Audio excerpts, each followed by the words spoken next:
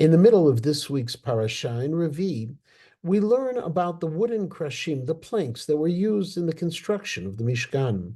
The Medrash in Shmot Rabbah notes, Lo haya olam ra'oi lishtamesh ba'arazim. The world was not worthy of using cedar trees. Ela lo nivre'u ela bishvil hamishkan u'bishvil Beit HaMikdash. They were created only for the Mishkan and for the Beit HaMikdash. What message is this medrash trying to teach us? Why is the world unworthy of the cedar? And why did HaKadosh Baruch Hu make an exception for the building of the Mishkan and the Beit HaMikdash? Rabbi Menachem ben Zion Sachs, in his work, Menachem Zion, suggested a fascinating reading of this midrash. It's based on a Gemara Masechet Tanit and Daf Chaf Amud Aleph, where we learn Leolami Adam Rach Kaneva Aliyeh Kasher Ke'eres. A person should always be soft as a reed and not rigid as a cedar.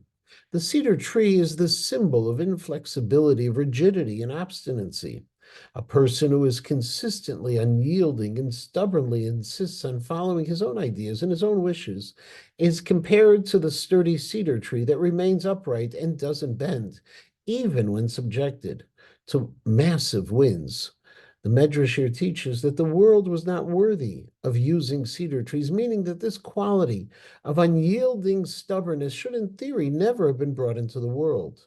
In order for people to work together peacefully, we must be prepared to bend, to yield to the wishes and the ideas of others. If each person always insisted on achieving only his personal goals and conducting his affairs solely as he or she sees fit, without giving consideration to others, the world would not be able to move forward. However, when it comes to the Beit HaMikdash and the Mishkan, the cedar wood was created.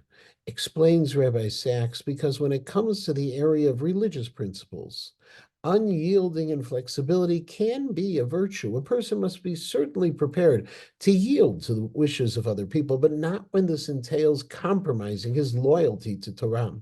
If people apply pressure on an individual to have him neglect Torah observance, he must be rigid as a cedar and refuse to bend. In this regard, there's no room for flexibility, and therefore the errors, the cedar, the stubbornness, and the inflexibility was brought into this world specifically to be used in the Mishkan and the Beit HaMikdash in the context of one's own religious devotion.